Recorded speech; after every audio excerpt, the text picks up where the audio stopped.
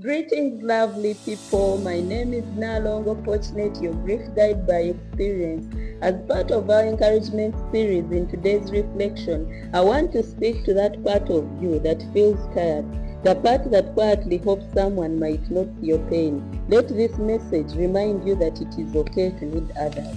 It is okay to ask for help. You're not a burden, you're a soul in need of holding, and that is holy.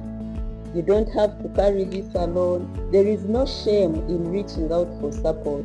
We are meant to heal in community, not in silence. Grief can make the world feel smaller. It can isolate, mute, and strip us from the strength even to reach out.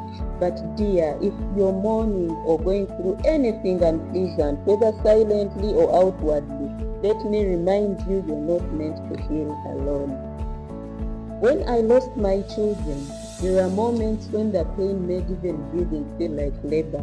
The weight of my sorrow was more than emotional. It lived in my bones, in my breath, and in my sleep. But God in His mercy surrounded me with what I now call carriers of grace. People He handpicked to hold pieces of me when I could not hold myself. They were prayer partners, my faithful friends who didn't slip away, and my circle of comforters who sat with me in silence, prayed when I couldn't, and wept when I had no tears left. Among them was a woman, one of the most unexpected gifts in my grief. She had buried 5 of her 7 children in a tragic accident just a month before I lost my twins. I would sometimes go to her house and just sit. No words, no need to explain, just presence was enough because she understood the language of pain without it being spoken.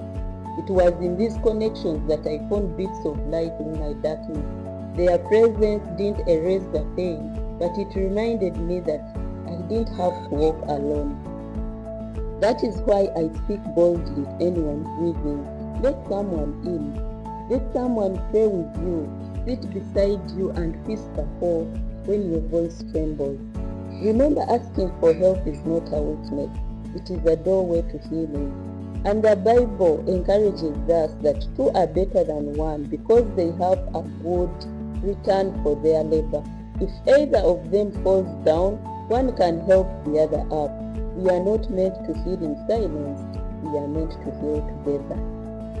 My Grief Guide initiative was born from the ashes of my own loss, but it is now fire that carries light to others. Over time, I've received messages from grieving hearts who have found comfort in my content.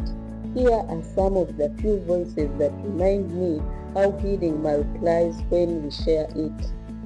I like every single word you speak. It gives some of us hope when we are lost. That is a quote.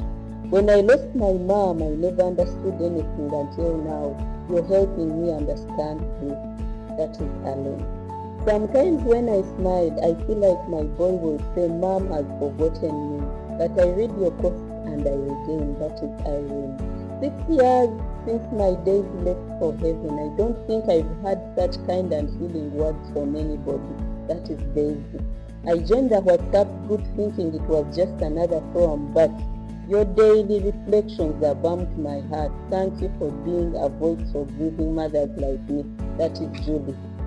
These are not just words. They are echoes. Proof that none of us is ever truly alone. So if you're watching or reading this and your heart is aching, let this be an invitation to reach out. Let someone carry you. Speak up when you're breaking inside. We heal better when we are together. And before I close, I would like to share something. That Fortunate Ashes Foundation has officially changed its name to Fortunate Heart Foundation, shortened as Fort Heart. This change came as part of our legal registration process, and though the name and logo may look different, our mission remains the same, to guide grieving hearts from sorrow to strength. So if you see a different logo or hear a different name, don't be confused. We are still the same heart-driven community, just under the new name. With love and compassion, no longer fortunate. Bye-bye.